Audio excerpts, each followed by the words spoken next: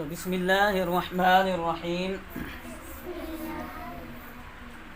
اچھے اخلاق اور عمدہ صفات۔ اچھے اخلاق و اوصاف کی تعلیم بھی اسلام کی بنیادی تعلیمات میں سے ہے اور لوگوں کی اخلاقی اور روحانی اصلاح و درستی ان خاص مقاصد میں سے ہے جن کے پورا کرنے کے لیے رسول اللہ صلی اللہ علیہ وسلم نبی بنا کر بھیجے گئے تھے۔ خود حضور صلی اللہ علیہ وسلم کا ارشاد ہے، میں اللہ کی طرف سے اس لیے بھیجا گیا ہوں کہ عمدہ اخلاق کی تعلیم دوں اور انہیں مرتبہ کمال تک پہنچاؤں۔ اچھے اخلاق کی فضیلت اور اہمیت۔ اسلام میں اچھے اخلاق کی جو اہمیت اور فضیلت ہے اس کا کچھ اندازہ رسول اللہ صلی اللہ علیہ وسلم کی مندرجہ ذیل حدیثوں سے کیا جا سکتا ہے۔ حضور صلی اللہ علیہ وسلم نے ارشاد فرمایا، تم میں بہترین لوگ وہ ہیں جن کے اخلاق بہت اچھے ہیں۔ ایک اور حدیث میں وارد ہوا ہے، رسول اللہ صلی اللہ علیہ وسلم نے فرمایا، قیامت کے دن میری نظر میں سب سے زیادہ محبوب وہ شخص ہوگا جس کے اخلاق سب سے اچھے ہوں گے۔ جب اللہ کے نبی صلی اللہ علیہ وسلم کا نام آئے تو کہنا چاہیے صلی اللہ علیہ وسلم۔ جب ہمارے نبی صلی اللہ علیہ وسلم کا نام آئے تو کیا کہنا چاہیے؟ صلی اللہ علیہ وسلم۔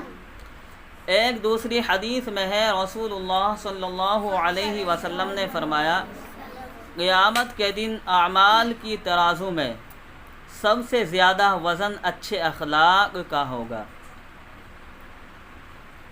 ایک اور روایت میں ہے، حضور صلی اللہ علیہ وسلم سے پوچھا گیا کہ وہ کون سی صفت ہے جو انسان کو جنت میں لے جاتی ہے؟ وہ کون سی صفت ہے جو انسان کو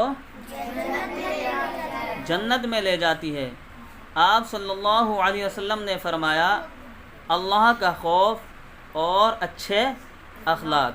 خوف کا مطلب ہوتا ہے ڈر، اللہ کا ڈر اور اچھے اخلاق۔ ایک اور روایت میں آیا ہے کہ رسول اللہ صلی اللہ علیہ وسلم نے فرمایا، اچھے اخلاق والے مومن کو دنوں کے روزوں اور راتوں کے قیام یعنی نفل نمازوں کا ثواب ملتا ہے۔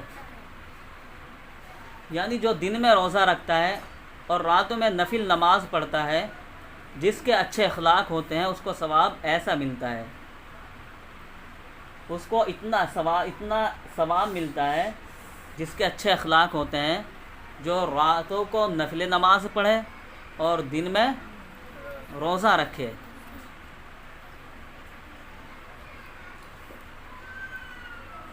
مطلب یہ ہے کہ جس اللہ کے بندے کو ایمان نصیب ہو اور وہ اللہ کے مقرر کیے ہوئے فرض ادا کرتا ہو اور زیادہ نفل روزے نہ رکھتا ہو اور نہ رات کو بہت زیادہ نفل نمازیں پڑھتا ہو مگر اس کے اخلاق اچھے ہوں، تو اللہ تعالیٰ اس کو عمدہ اخلاق کی وجہ سے ہی ان لوگوں کے برابر ثواب دے گا جو صائم النہار اور قائم اللیل ہوں، یعنی دنوں کو روزے رکھنے والے اور راتوں کو نفل نمازیں پڑھنے والے ہوں۔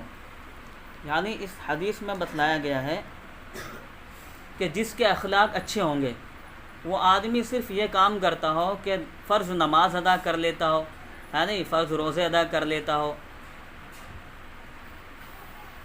اور جی زیادہ کوئی نفل روزے نہ رکھتا ہو، نفل نمازیں نہ پڑھتا ہو، لیکن اخلاق اچھے ہوں، اخلاق اچھے ہوں، یعنی دن میں روزہ رکھتا ہو، صائم النہار دن میں روزہ رکھتا ہو اور قائم اللیل رات میں نفلیں پڑھتا ہو، تو وہ شخص اچھے اخلاق والا اس آدمی کے برابر ہو جائے گا۔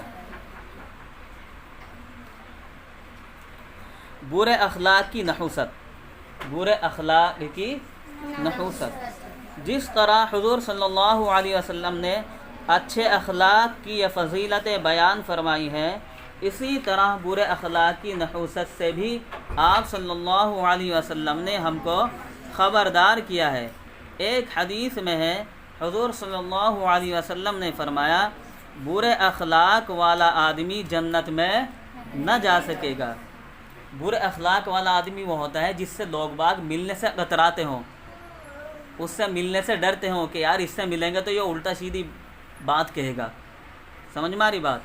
تو برے اخلاق والا آدمی جنت میں نہیں جائے گا۔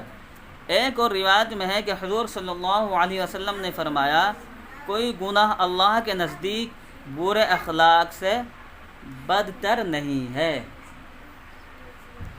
سب سے بدترین گناہ کیا ہے؟ برے اخلاق۔ کیا ہے؟ برے اخلاق۔